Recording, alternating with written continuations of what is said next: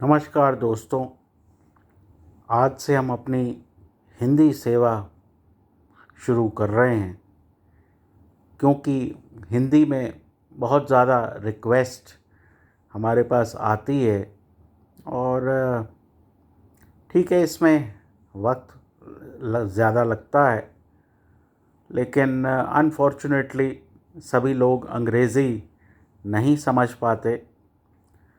तो ये एक तरह का रीकैप है जो मैंने वीकेंड वीडियो दोपहर को डाला था अंग्रेज़ी में। तो कुछ मोटी मोटी बातें यहाँ हिंदी में कर सकते हैं। मैंने इस पूरे सैटरडे और अब संडे ऑलमोस्ट शुरू होने वाला है, तो बहुत यूट्यूब वीडियो देखे।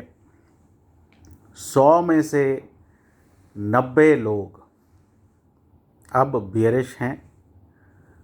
कोई 10,600 बोल रहा है, कोई 10,800 बोल रहा है। और जब मैं चार्ट देखता हूँ तो जितना भी प्राइस एक्शन है वो सब अमेरिका हो, हिंदुस्तान हो, निफ्टी हो, अपने 20 डीएम में डेली मूविंग एवरेज सिंपल के ऊपर है। जितनी मेरी लिमिटेड टेक्निकल एनालिसिस का जो ज्ञान है, मुझे ये सिखाया गया, मैंने खुद भी पिछले 20-25 सालों में देखा है कि राइजिंग मूविंग एवरेजेस 80% समय जो है बाज़ारों को ऊपर ले जाती हैं, और राइजिंग मूविंग एवरेज के पास जब एक डिप आता है तो उसको ख़रीदना चाहिए। ठीक है, तो मुझे बहुत ज़्यादा जो है नेगेटिविटी का स्कोप नहीं नज़र आ रहा। मुझे तो ये नज़र आ रहा है कि लोग वक्त से पहले नेगेटिव होना चाहते हैं और ये नेगेटिविटी इनको उल्टी तरफ फंसवाएगी। पिछले 3 दिनों में जो हमने निफ्टी में गिरावट देखी है, उसका एक मुख्य कारण है 120 रुपये रिलायंस का गिरना। 120 130 ऐसे ही कुछ है। और वो जो है उसने जो हमारी जो एक्सेसेस थे या जो एक्स्ट्रा जो है मार्केट बढ़ी थी रिलायंस के ऊपर जाने से, वो मार्केट ने वापस कर दिया है। अगर आप बाकी बाज़ार देखो तो इतना बुरा नहीं है। एडवांस डिक्लाइन अगर आप देखें तो 1:1 से कोई बहुत नीचे नहीं है। बढ़ने वाले शेयर और गिरने वाले शेयर्स की तुलना जो है वो इतनी ख़राब नहीं है। तो आज इस वक्त हम बोल रहे हैं तो SGX शायद 11,000 के भी नीचे है। और मतलब जो पैनिक मैं सारे मार्केट प्लेयर्स में देख रहा हूँ कि बस गया, अब तो निफ्टी गया, अब कोई इसको नहीं बचा पाएगा, एट्सेट्रा एट्सेट्रा। अपसाइड सरप्राइज का चांस बढ़ता जा रहा है। ठीक है, अमेरिका में जो तेज़ी आई, लोग कह रहे हैं ये जी एप्पल की वजह से आई। जब भाई हमारे यहाँ रिलायंस की वजह से तेज़ी आ रही थी तब किसी को ऑब्जेक्शन नहीं था। तो कोई ना कोई शेयर तो ऊपर ले जाएगा।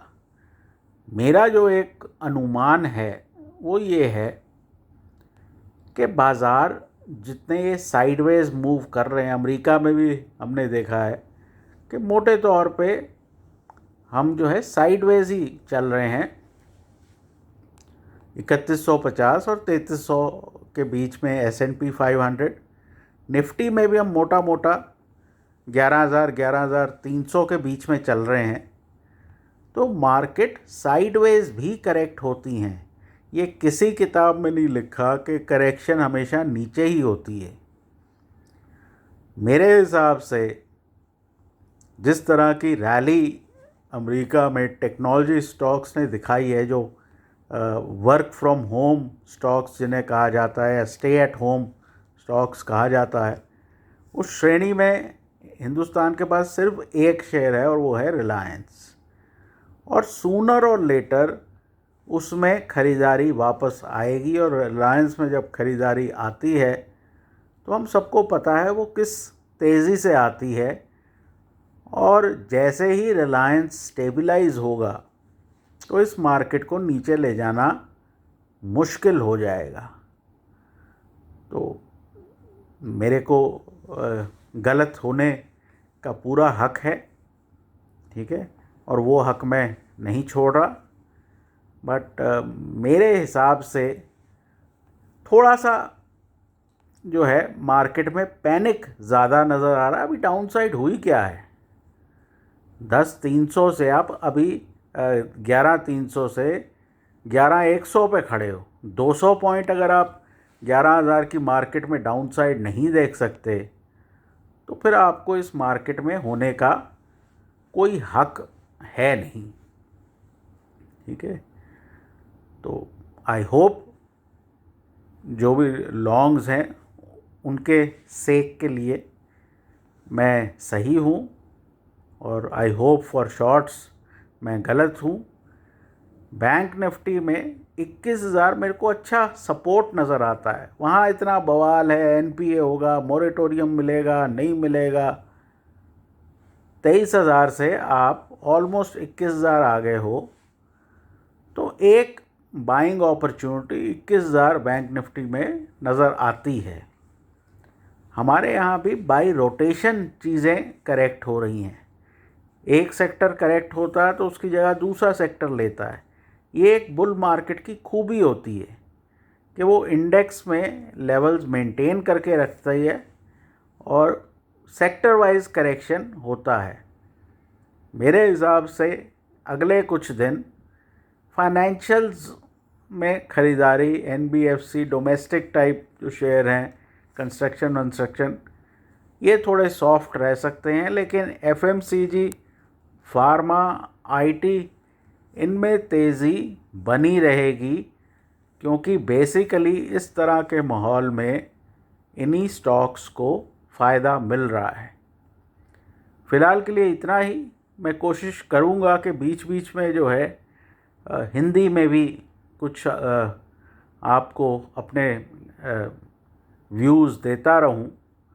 हर रोज़ का वादा नहीं करते, बट ये है कि हर 1-2 दिन बाद एक 5-7 मिनट का रीकैप आपके लिए डालेंगे। सुनने के लिए धन्यवाद।